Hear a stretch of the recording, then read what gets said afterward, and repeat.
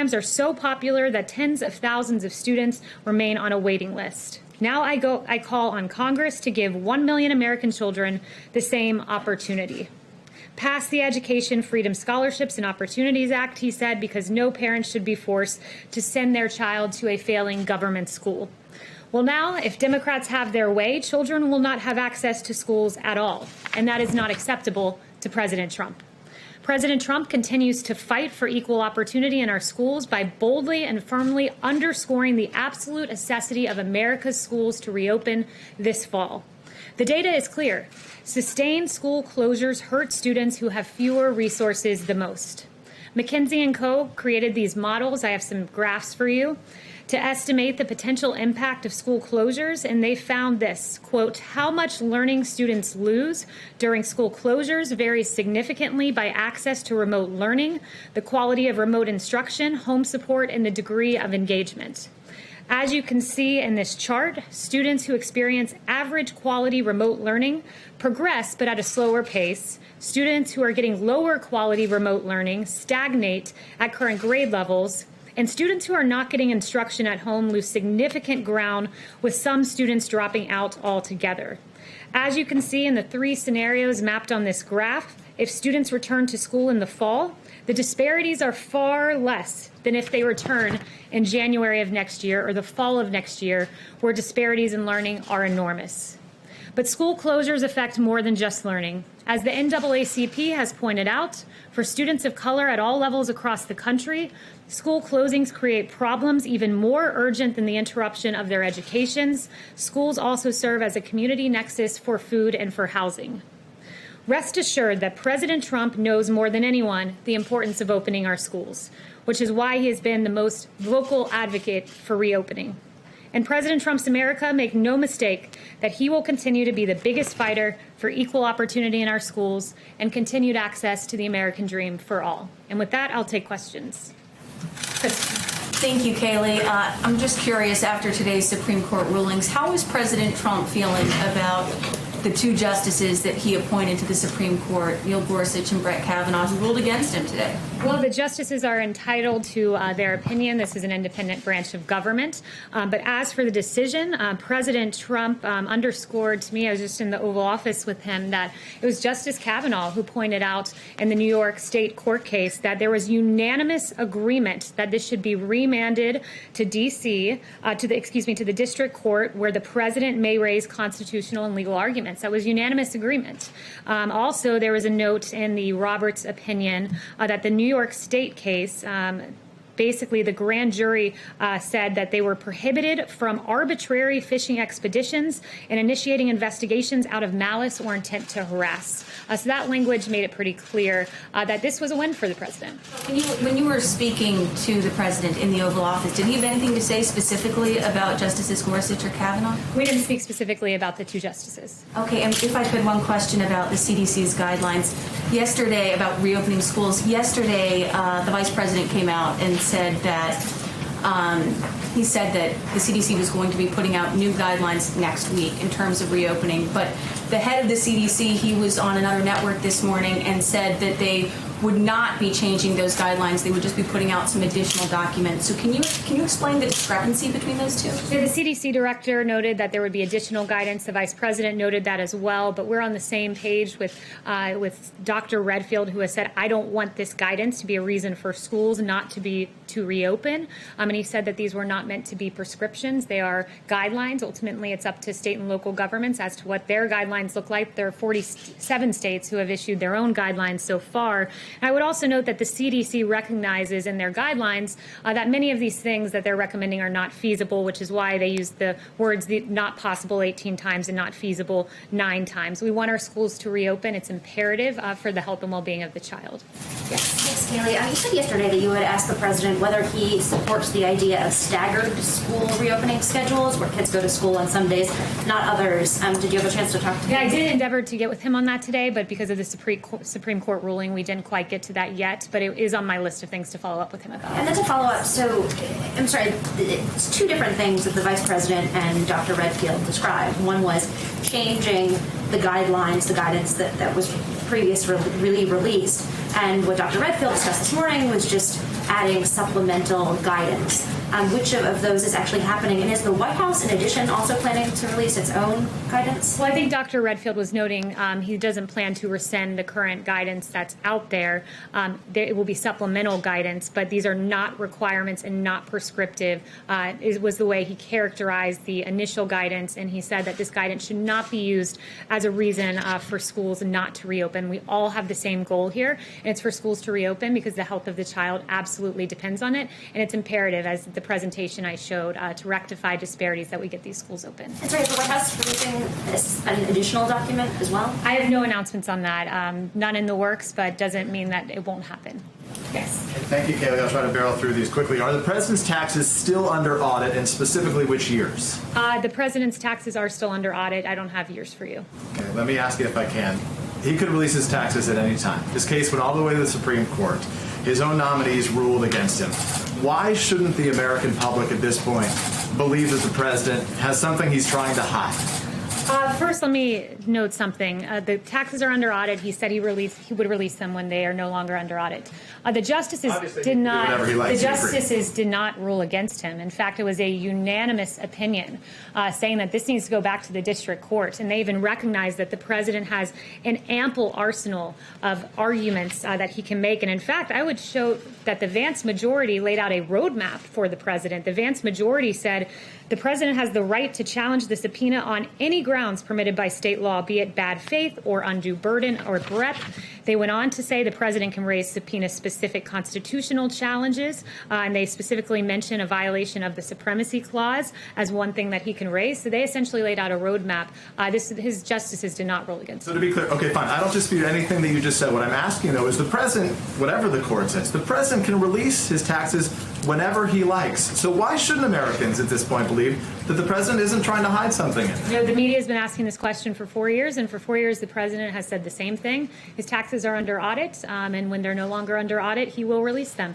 But I would also note the excruciating ruling for House Democrats, who were very much called out for their partisan games. They also subpoenaed the president's financial information, and Justice Roberts said, far from accounting for separation of powers concerns, the House's approach aggravates them by leaving essentially no limits on the congressional power to subpoena the president's personal records. So leave it to House Democrats, who did a partisan impeachment, a political witch hunt against this president, and this was yet another part, only to be rebuked by the Supreme Court. Let me ask about coronavirus. Just my follow-up, if I may, on coronavirus quickly, Kayleigh. Hospitalizations in the country are up 50% since mid-June. How can the president say that the country is in good shape right now? So I would note with hospitalizations, in a lot of these hospitals, I spoke with Dr. Birx this morning, about 10 to 40% in the hospitals reaching high capacity are COVID. So a lot of hospitalizations aren't pertaining to COVID.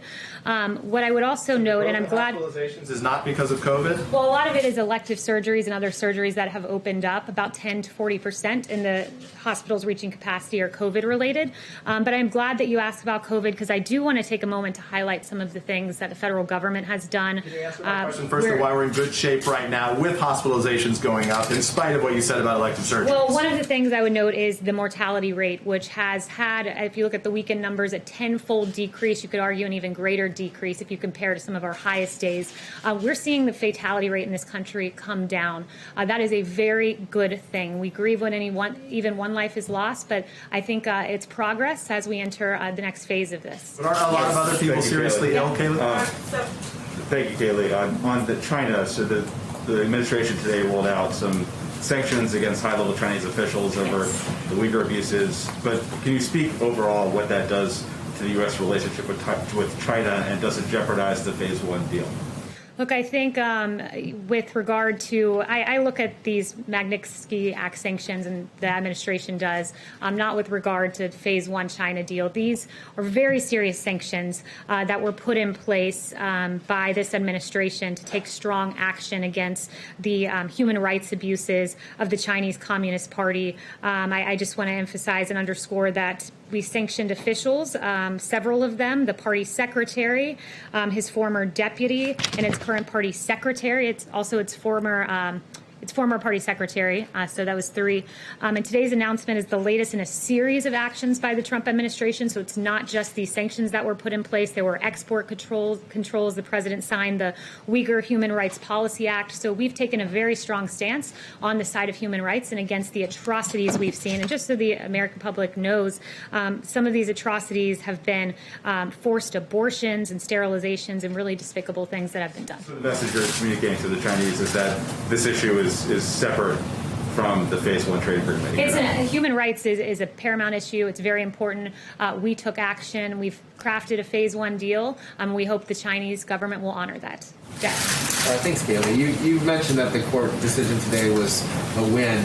It didn't sound from the president's tweets this morning that he viewed it that way. Has his thinking on it changed as he's had more time to digest? No, the president was making a general point about deference on the principle of absolute immunity, which is the posture that the president took in court. He believes there should have been more deference there. Justice Alito, citing the Harvard Law Review, made a very good point that constitutionally speaking, the president never sleeps. The president must be ready at a moment's notice to do whatever it takes to preserve, protect, and defend the Constitution and the American people. And we wish there would have been more deference to that point of view. But it is a big win, as Justice Kavanaugh noted, that all 9 justices said this needs to be remanded back to the lower court, and that, in fact, the attorney, Cy Vance, had not established his ability to secure access to those records. Instead, further proceedings are required. Giving the opportunity for the U.S. Attorney in New York to look at those documents is no doubt not something the president is happy about. I'm wondering, in general, if after this ruling and the ruling on DACA, the ruling on LGBT rights, the ruling on the census, whether the president regrets at all his criticism of judges, in particular Justice Roberts. Chief Justice Roberts. No, I think what the president, what has been underscored to him after all of these rulings is that, we need more conservative justices on the court. That's something he's very strong about. It prompted him to say he'll release a list of more conservative justices he wants on the court. So I think that's been the big takeaway, not particularly with regard to this ruling, but with the previous ones that you mentioned. There are conservative judges on the court now. It's a 5-4. Yes, and then there was a 9-0 unanimous decision that this needed to be remanded, and there was a roadmap, as I noted, a roadmap set forward on how to proceed in the lower court, and there were several arguments proposed that the president could make in lower court. Yes, Kate. I've got 2 questions for you. One, on these rulings today, the Supreme Court is rejecting this assertion from the president that he is immune to investigation while he's in office. Does he agree with that he is not immune?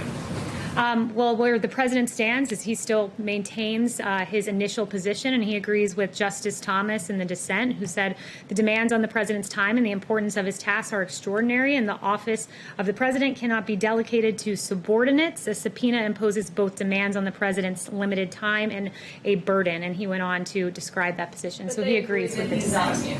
He agrees with the dissent by Justice Thomas. So he takes issue with the point that the majority made on absolute immunity, but nevertheless, I would underscore the victory here as Cy Vance, the attorney, was not given what he wanted, which was access to the records. He still thinks immunity is he's immune to investigation. The president still stands beside the posture that he made. He accepts any Supreme Court opinion as the law of the land, but nevertheless doesn't change his viewpoint. He can disagree with the opinion, but he certainly will follow it. And on coronavirus, my second question on coronavirus, I'll be quick.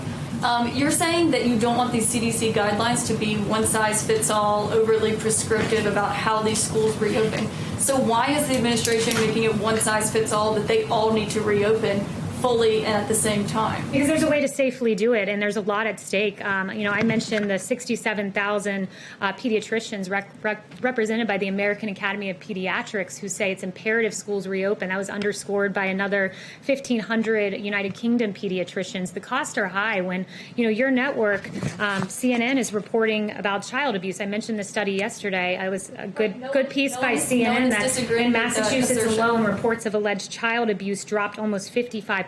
Because when kids are not in school, a lot of times we don't catch that abuse. The costs are too high to keep schools shut down. They can safely reopen. Even the American Academy of Pediatrics believes that, and the president's going to stand on the side of the child, always. And no one is disagreeing with that about child abuse, but I'm saying, how can you say you're not going to tell all the schools how to reopen, but you're going to tell them all when to reopen?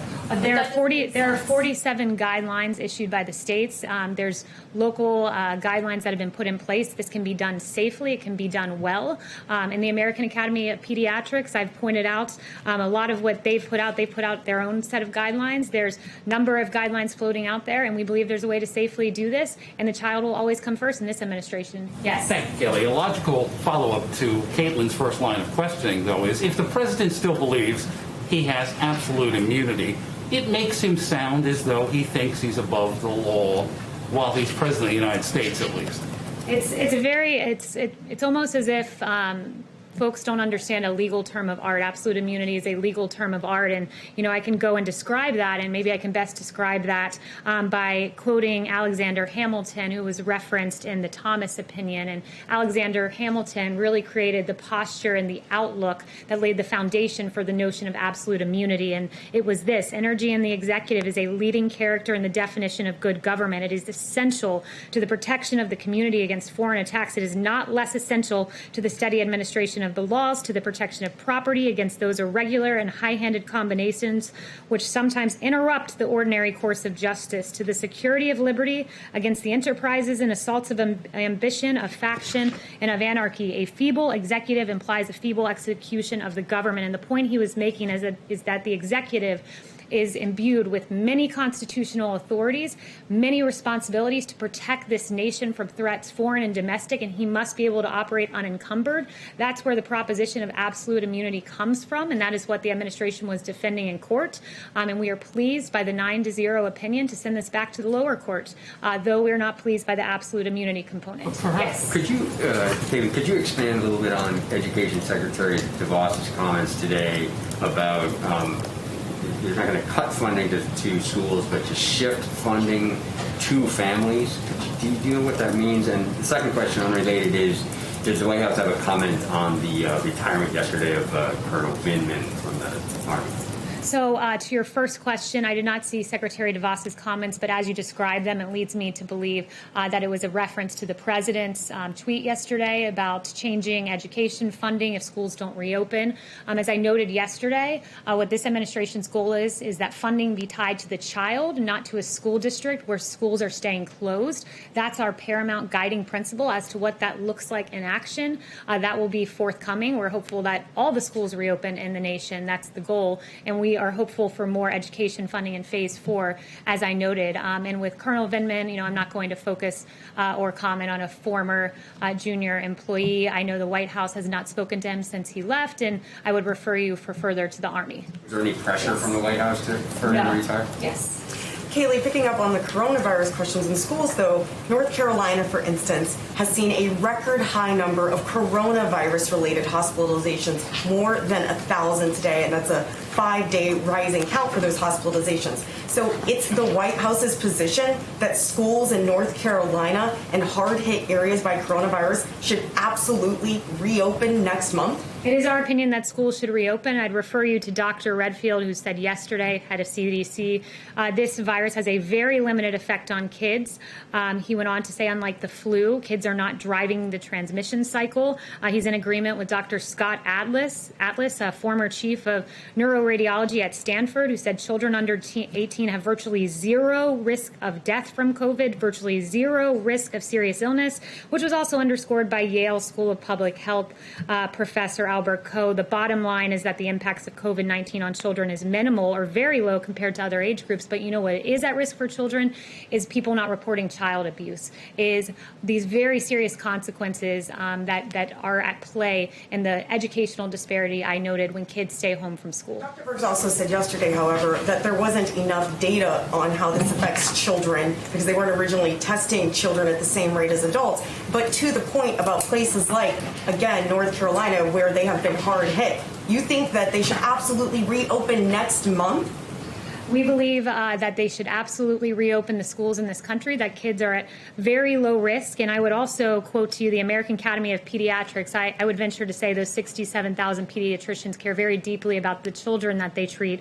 And they have said that children and adolescents are at considerable risk of morbidity and in some cases mortality should they stay home from school. This president will fight for the health and well-being of children. Yes. Thank you, Kayleigh. A study that came out of Detroit last week about hydroxychloroquine, which the president tweeted about, showed that it cuts deaths in half. Yet the American people have been told by government agencies like the FDA and some government medical experts that it is not effective for coronavirus. So what is the American people supposed to think? What is the official position from the administration on this possible therapy? So I'm glad you've asked this. The president has always said that he sees hydroxychloroquine as a very promising prophylactic, but that every person should not take it unless they get a prescription from their doctor. That's paramount, very important. The president has taken it himself as a prophylactic. And I would note that there's been a lot of wrong studies out there that were heavily touted. Like there was a Lancet study that was published, and many in the media pounced on this Lancet study, and it questioned hydroxychloroquine.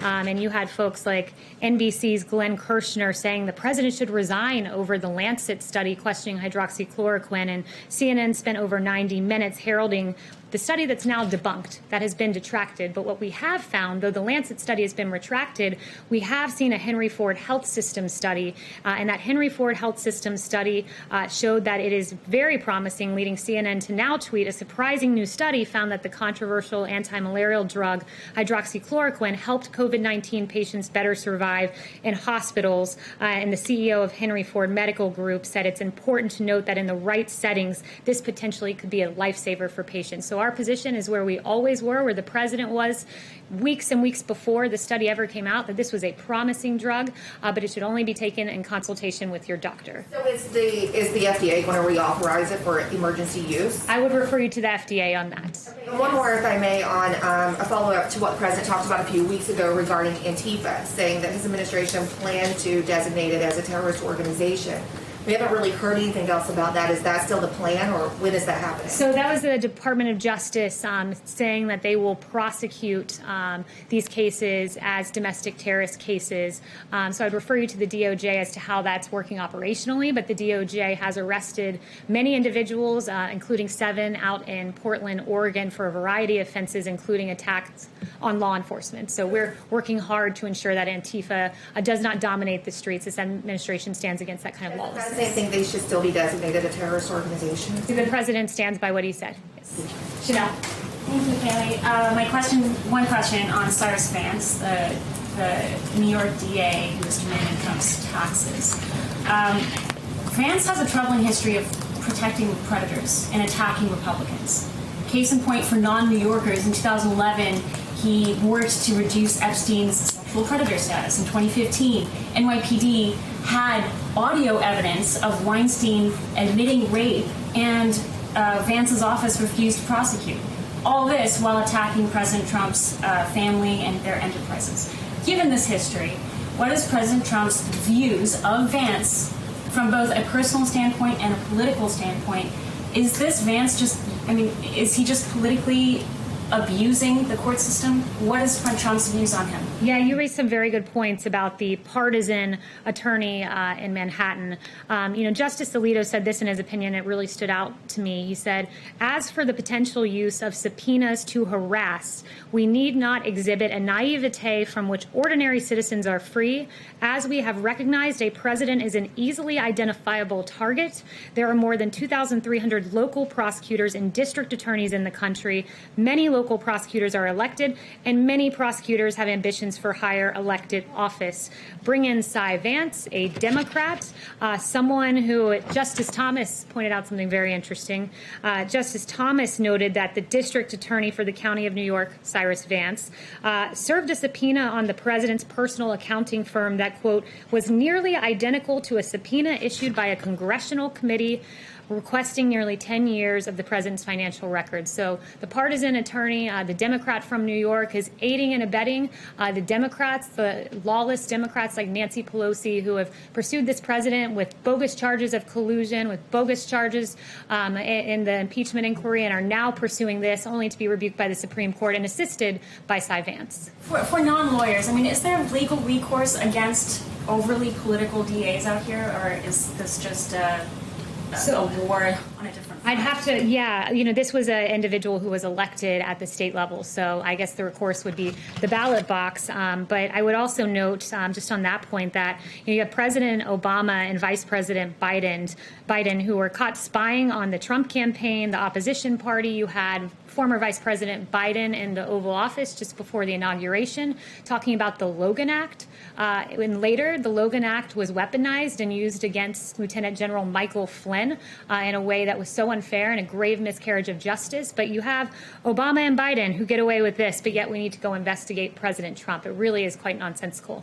Yes. Thanks, Kayleigh. In President Trump's tweets about the Supreme Court decisions this morning, he said he thinks the court treated him differently than it would have treated other presidents. So does he think this was a political decision by the Supreme Court, or that politics or personal views somehow entered into their legal reasoning? So I think you were referring to the tweet about broad deference, and what he was trying to note there, what he was noting was just that there should have been further deference to this notion that I read by Alexander Hamilton and others of absolute immunity to allow the executive and the president to do the very important job of protecting this country and all the other tasks given to a president of the United States. The Supreme Court gives a delay ruling that they would never have given for another president. Yeah, and I would also point you, with regards to that, I think Justice Alito hit on this. He said in the Clinton case, for example, the court held that a sitting president could be sued in federal courts, but the court took pains to reserve judgment on the question of whether a comparable claim might succeed in the state tribunal. Any direct control by a state court over the president, the court observed, might raise concerns about protecting federal officers from possible local prejudice. So that is to say that even back in the Clinton case, where federal court prosecutions were green-lighted, they gave their grave reservations for a state court proceeding of this nature. So I think he was noting the distinguishing features there.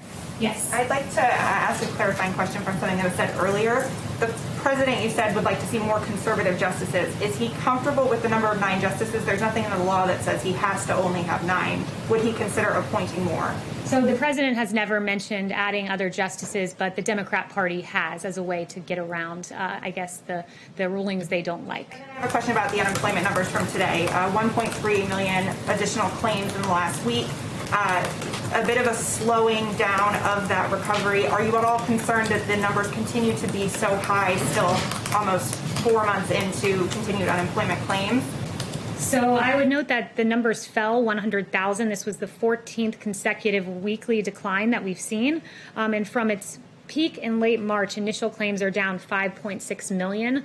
Also looking at continuing claims, another metric that came out today, they reflect actual benefit payments, and those fell 700,000 from its peak in May 8th, the week of May 8th, and they are down nearly 7 million. And combined, as Larry Kudlow was shared with me those facts, in May and June, the Bureau of Labor Statistics reported that 8 million jobs gain. And as Larry likes to say, the V-shaped rebound continues. Are there any concerns that those jobs are not returning fast enough? Particularly today, the market seemed to notice the unemployment claims more so than it has in recent weeks. I would say that the 2 jobs reports, the 8 million together, both record-breaking months, are very encouraging signs, and we like what we see on the horizon. Of course, there's more work to be done, but we have the jobs president at the helm to do that work.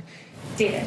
Hi. The Health Department director in Tulsa has said President Trump's rally there likely contributed to a big surge in coronavirus cases in the area. Does the president now regret holding that rally?